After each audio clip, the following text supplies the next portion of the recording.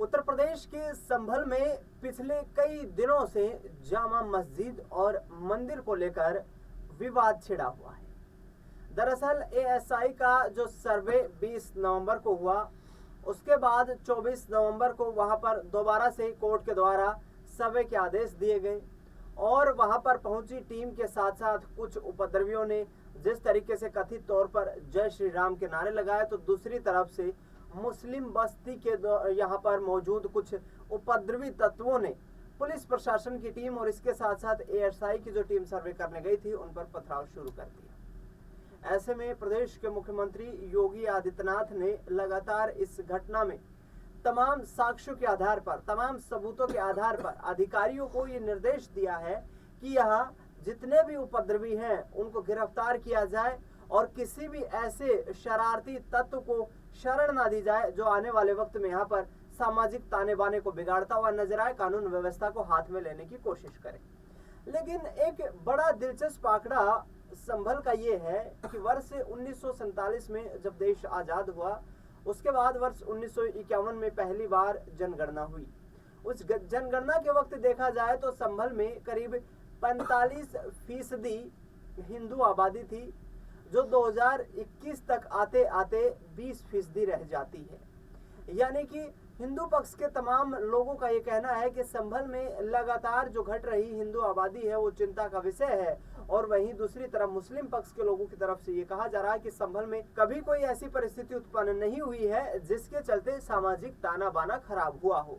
वर्ष 1978 का एक दंगा हुआ था और उस दंगे में करीब 184 लोगों की मौत भी हो गई थी। लेकिन अब आखिरकार संभल चर्चा का केंद्र क्यों बना हुआ है और हिंदुओं की घटती आबादी संभल का क्या प्रमुख कारण है, ये जानने की कोशिश करेंगे। मेरे सहयोगी वफा अब्बास मेरे साथ मौजूद हैं। वफा, कैसे देखते हैं वर्ष 1947 में देश आजाद हुआ, उसके बाद 1951 में पहली बार जनगणना हुई और उस जनगणना के वक्त पर पाया जाता है कि संभल जो कि इस वक्त चर्चा का केंद्र है, उस दौरान 45% आबादी थी हिंदू आबादी, घटकर 2021 के जो सरकार के आंकड़े हैं उनके मुताबिक 20% रह जाती है। ये डाउनफॉल हुआ, इसके पीछे का क्या कारण है? देखिए, सबसे पहले मैं आपको बता दूं कि इसको राजनीतिकरण करके इस मुद्दे को देखा जा रहा है। मतलब आबादी कम है या बढ़ती है, इसका राजनीतिकरण नहीं होना चाहिए। सबसे पहले जो 1991 का जो डेटा है वो एक्चुअल में क्या था, 45% उसमें बताई गई है कि मुस्लिम आबादी थी, लेकिन अब बताया गया, दावा किया जा रहा है कि अब 20% है। लेकिन अगर हम हिंदू आबादी की बात कर रहे हैं लेकिन इसकी हम गहराई में जाएं तो तब से परिसीमन कितनी बार हुआ है। परिसीमन यानी कि जो सीमाएं होती हैं शहर की वो चेंजेस की गई हैं। पहले का जो संभल हुआ करता था उसका एरिया काफी बड़ा हुआ करता था, मतलब कि यहाँ पे जो गढ़गंगा है यहाँ तक जो है संभल का एरिया कभी लगा करता था। लेकिन अब क्या है, अब वो सीमाएं अलग है। अब वो जो है अमरोहा जिले में पड़ता है, उधर अगर दूसरी तरफ की बात करें तो मुरादाबाद जिले में पड़ता है। तो उस वक्त के क्या है, जब परिसीमन होता है तो बहुत सारे जो चेंजेस होते हैं वो हो जाते हैं। तो ऐसे में आप प्रॉपर जो डेटा है वो ये डेटा नहीं कहता है कि संभल के शहर की आबादी कितनी थी या इस क्षेत्र की आबादी कितनी थी। इसके साथ साथ में एक और मैं बात करना चाहता हूँ कि सपोज अगर एक आबादी थोड़े समय तक स्थिर रहती है और एक आबादी जो है ज्यादा बढ़ोतरी होती है, तो कहीं ना कहीं जो गैप है वो बढ़ जाएगा। सपोज के तौर पर इसको ऐसे एग्जाम्पल के तौर पर ले सकते हैं, जैसे कि 10 रुपए का जो 2 रुपए होता है वो कितने फीसदी होता है, वो 20% होता है। 80% जो होता है वो 8 रुपए होता है। लेकिन अगर 2 को स्थिर कर दिया जाए समय के साथ में, अब हम 20 में से देखें 2 को, तो जो 20 का 2 होता है वो 20% नहीं होता बल्कि वो 10% होता है। तो कहने का मतलब यह है कि हिंदू आबादी में स्थिरता बनी है और मुस्लिम आबादी में बढ़ोतरी तेजी से हुई है। ये भी एक कारण है और दूसरा परिसीमन का कारण है। तो 1978 के जो दंगे हुए, जो सांप्रदायिक कहीं ना कहीं एक भावनाएं खराब हुई, उसके चलते कुछ परिवारों ने वहां से पलायन किया। क्या पलायन भी बड़ा मुद्दा है? और आखिरकार अब क्या 40-45 साल के बाद फिर से वो वक्त आ चुका है? क्योंकि जिस तरीके से जो परिस्थितियां उत्पन्न हो रही है ये काफी कहीं ना कहीं एक स्वस्थ सामाजिक व्यवस्था के लिए सौहार्दपूर्ण नहीं है। तो ऐसे में क्या 1978 के दंगे को यहाँ पर पलायन का प्रमुख कारण मानते हैं? देखिए, 1978 में जो संभल में दंगा हुआ था उसमें काफी परिवारों ने पलायन भी किया था, इस बात से इनकार नहीं किया जा सकता। और पलायन एक तो दंगों के बाद में होता है और कुछ पलायन जो होता है लोग अपने मतलब रोजगार के पर्पज से भी लोग पलायन करते हैं। सपोज बहुत सारे लोग दिल्ली में आकर के रहते हैं, हर शहर का आदमी जो दिल्ली में रहेगा, मुंबई में रहेगा, बड़े शहरों की तरफ लोग पलायन करते हैं, मतलब अपने रोजगार के हिसाब से।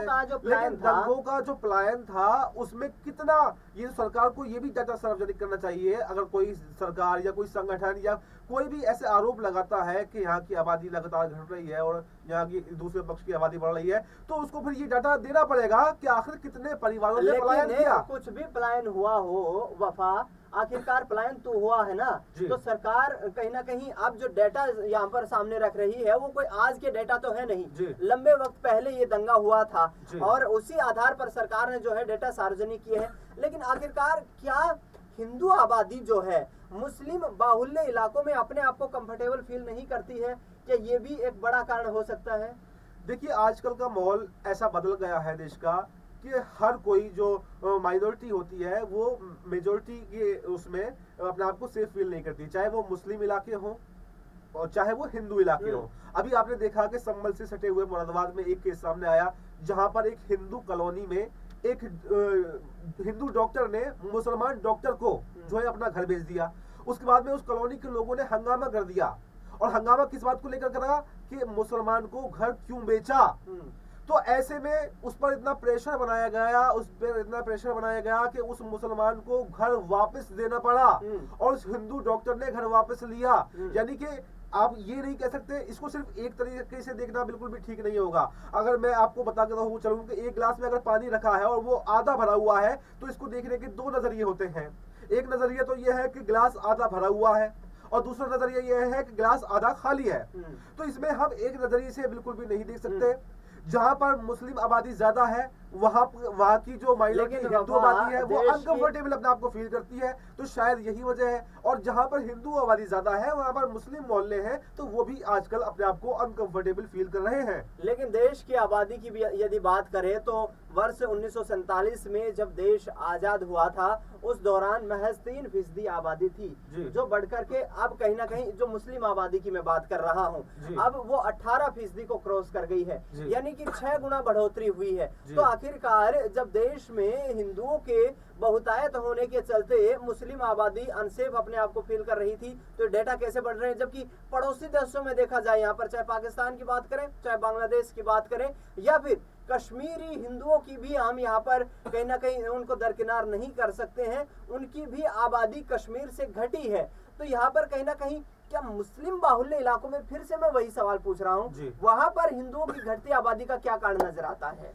देखिए, इसका कोई प्रॉपर रीजन नहीं है। कहीं अगर कोई ये आरोप लगाता है कि मुसलमानों ने हिंदुओं को भगाया है, मुसलमानों ने प्रताड़ित किया है हिंदुओं का, तो फिर आपको डाटा जारी करना पड़ेगा। कि ये एक चर्चा का विषय है काफी। ये सरकार के मतलब सरकार का और लोगों का, इस सभी लोगों से जुड़ा हुआ मुद्दा है। अगर मतलब किसी मुसलमान ने किसी हिंदू को प्रताड़ित किया तो फिर कितने केस दर्ज हुए, कितने लोग हिंदुओं ने आज तक प्रताड़ना के केस दर्ज कराए हैं, कितने हिंदुओं ने जो है पलायन मुस्लिमों की वजह से आरोप लगाया है कि हम मुस्लिमों की वजह से पलायन कर रहे हैं। तो ये मुद्दे जो है राजनीतिकरण पहले नहीं हुआ करते थे, लेकिन 2014 के बाद से देश का माहौल बदल गया है और माहौल बदलने के साथ साथ में लोगों के दिलों पर ये छाप, दिमागों पर ये छाप छोड़ दी गई है। उनके दिमागों में ये बिठाया गया है कि आपको मुसलमानों से खतरा है। आज भी मुसलमान ज्यादा सेफ महसूस करता है, लेकिन हिंदू जो है वो इतना ज्यादा सेफ महसूस नहीं करता है मुसलमानों के एरिया में जाने से। तो ये उनके दिमागों में बिठाया गया है कि मुसलमान तुम्हारे घरों को जो है वो छीन लेंगे, मुसलमान तुम्हारे प्रॉपर्टी को छीन लेंगे, मुसलमान तुम्हें मार के भगा देंगे, जबकि ऐसा कोई नहीं है, कुछ नहीं हुआ है। और अगर ऐसा हुआ है तो जो ये आरोप लगाता है सबसे पहले उसको पकड़ के पूछना चाहिए कि तुम्हें आज तक कितने लोगों ने प्रताड़ित किया है, तुम्हें आज तक कितने लोगों ने धमकियां दी हैं। और अगर तुम्हें किसी ने प्रताड़ित नहीं किया है, तुम्हें किसी ने धमकियां नहीं दी है, तो फिर तुम्हें ये कहने का बिल्कुल भी हक नहीं है कि मुसलमानों से देश को खतरा है। आपने देखा कि 2002 के जो गुजरात में दंगे हुए थे उसमें मरने वालों वालों की तादाद अगर देखी जाए तो मुसलमानों की ज्यादा थी ना कि हिंदुओं की। उसके बाद में दिल्ली में 2020 में अभी दंगे हुए थे, उस दंगों में भी मरने वालों की तादाद जो थी मुसलमानों की ज्यादा थी, बल्कि हिंदुओं की इतनी तादाद नहीं थी। तो ये कहना बिल्कुल सरासर गलत है कि जो मुसलमान हैं वो हिंदुओं को प्रताड़ित करते हैं, बल्कि ये दंगे जो होते हैं ये दंगाई लोग करते हैं, और इसमें किसका नुकसान हो जाए ये कुछ भी पता नहीं होता है। कभी मुसलमानों की संख्या ज्यादा हो सकती है तो कभी हिंदुओं की संख्या भी ज्यादा हो सकती है, लेकिन पलायन करने का जो प्रॉपर मुद्दा है वो ये नहीं कहा जा सकता कि मुसलमानों से प्रताड़ित होकर हिंदुओं को उन्होंने वहां से भगाया है, क्योंकि आज भी अगर संभल में देखा जाए तो हजारों जो मंदिर है वो मौजूद है। और अभी एक संभल के मुसलमानों का एक गांव का एक वीडियो काफी वायरल हुआ था। एक रिपोर्टर ने उनसे जाके पूछा कि आप यहाँ पर अपने आप को सेफ महसूस करते हैं, तो उन्होंने कहा कि हाँ, हम यहाँ पर सालों से रह रहे हैं, हमारी पुश्तें यहाँ पर सालों से रह रही हैं, लेकिन हमने कभी भी अपने आप को अनसेफ महसूस नहीं किया, बल्कि मुसलमान हमारे भाई हैं और हम सभी त्योहारों पर मिलजुल कर साथ में रहते हैं। बिल्कुल, सभी त्योहारों पर मिलजुल कर साथ में रहते हैं और मुसलमान हमारे भाई हैं। वफा का ये दावा है कि हिंदू समुदाय के लोगों ने ऐसी ये जो है बड़ी बातें की है संभल के उस इलाके में जहां तनावपूर्ण स्थिति बनी हुई है। लेकिन चिंता का विषय जरूर है कि आखिरकार गंगा जमुनी तहजीब का जो उदाहरण हमारे देश के बड़े बड़े राजनेता देते रहे हैं, जो बड़े बड़े राजनेता ये बात करते रहे हैं कि ये देश न किसी यहाँ पर और किसी का नहीं है, ये देश संपूर्ण देशवासियों का देश है, सबके बलिदान से इस देश को आज़ादी मिली है और सबके बलिदान से ही ये देश लगातार आगे बढ़ रहा है और इसमें सबका योगदान है। तो आखिरकार संभल में छिड़ा हुआ ये विवाद किस तरीके से थम पाएगा। फिलहाल वफा आपने तमाम जानकारी साझा की, आपका बहुत बहुत शुक्रिया। देश दुनिया की तमाम बड़ी खबरों के लिए आप देखते रहिए SPN 9 न्यूज़।